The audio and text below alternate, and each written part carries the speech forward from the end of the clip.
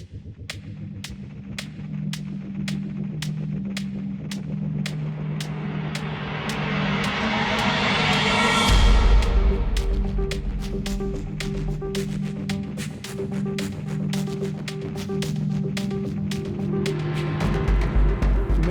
international terrorist attacks are traced back to that one country.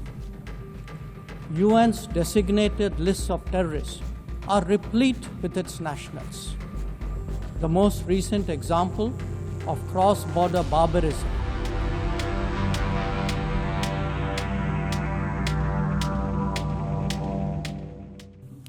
Madam President, today the predicament of the Global South is especially acute.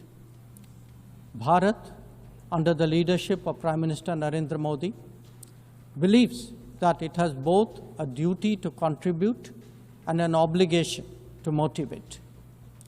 That is why we have undertaken more than 600 major development projects in 78 countries, as well as innumerable community-based initiatives. They range from large infrastructure to small livelihoods, from capacity building to people's welfare, from concrete assets to education and training. Turbulent times require that we step forward during moments of crisis. India has been forthcoming in that regard, especially in its immediate vicinity.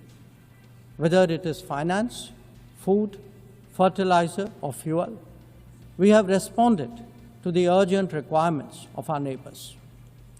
We must ask ourselves today, how has the UN lived up to expectations? And just look at the state of the world. There are two significant conflicts underway, one in Ukraine and the other in the Middle East, West Asia. Innumerable other hotspots don't even make the news. The slow progress of the SDG Agenda 2030 presents a sorry picture. On climate change, the reality is of recirculated commitments and creative accounting. If climate action itself is questioned, what hope is there for climate justice? When a once-in-a-century pandemic hits us, we saw open discrimination in access to vaccines and to travel. Energy and food security have been the first casualties of conflict and disruption, especially since 2022. Better off societies insulated themselves by having the first call. The resource-stressed ones scrambled to survive, only to hear sanctimonious lectures thereafter. When it came to trade, non-market practices gamed rules and regimes. The resulting concentration exposed the world to leveraging. On rules and regimes, the resulting concentration exposed the world to leveraging. On top of that, we now see tariff volatility and uncertain market access. As a result, de-risking is a growing compulsion, whether from limited sources of supply or over-dependence on a particular market. Economic concerns have other dimensions as well. Heightened technology control is one. The grip on supply chains and critical minerals is another. The shaping of connectivity is no less sensitive. Protection of key sea lanes has become a challenge. Restricting the evolution of a global workplace is an issue.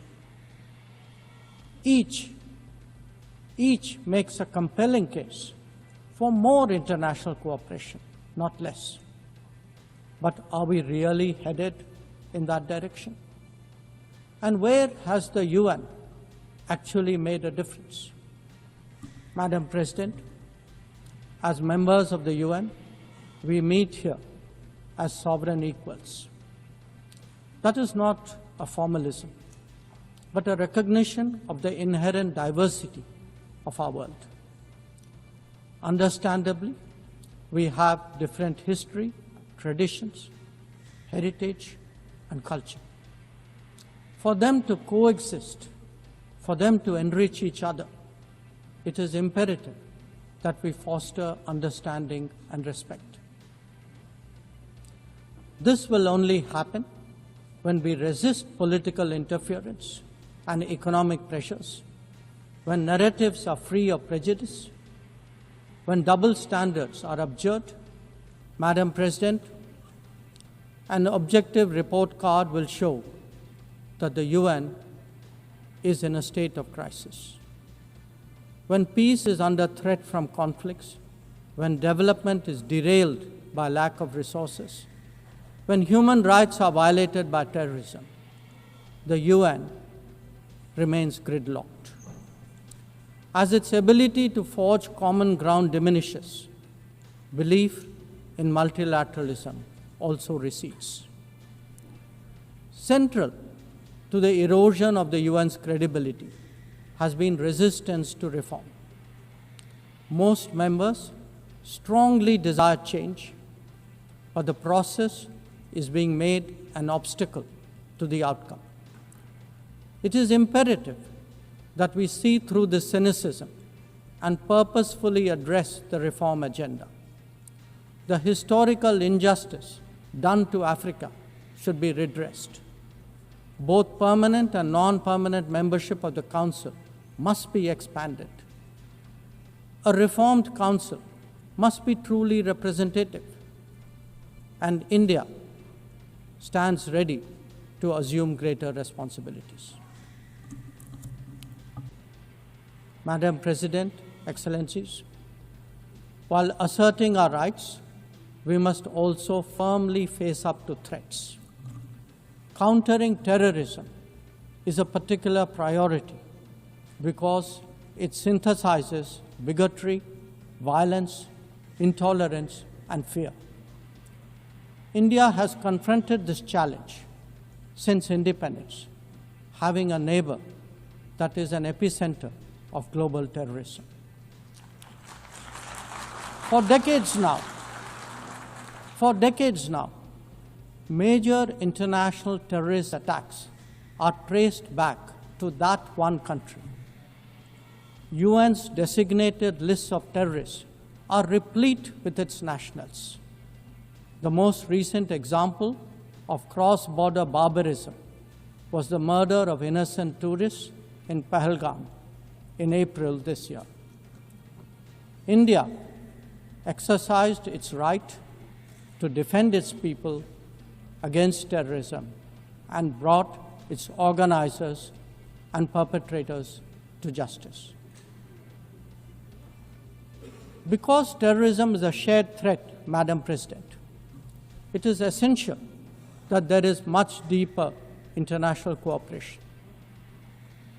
When nations openly declare terrorism a state policy, when terror hubs operate on an industrial scale, when terrorists are publicly glorified, then such actions must be unequivocally condemned. The financing of terrorism must be choked, even as prominent terrorists are sanctioned. Relentless pressure must be applied on the entire terrorism ecosystem.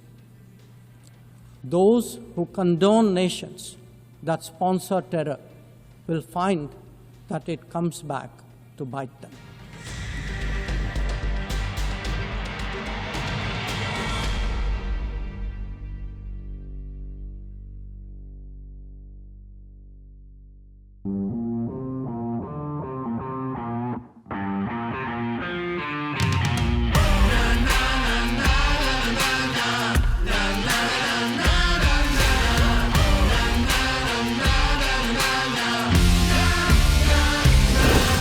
Make informed decisions with comprehensive analysis on the go. Strengthen your portfolio with real-time market updates on the go. Create effective strategies with insightful expert opinions on the go. Grow on the go with CNBC-TV18 Now streaming live 24/7 on YouTube. Hey, thank you for watching this on CNBC TV18. Hope you liked it. For more such interesting news and updates, follow CNBC TV18 on all the social media platforms.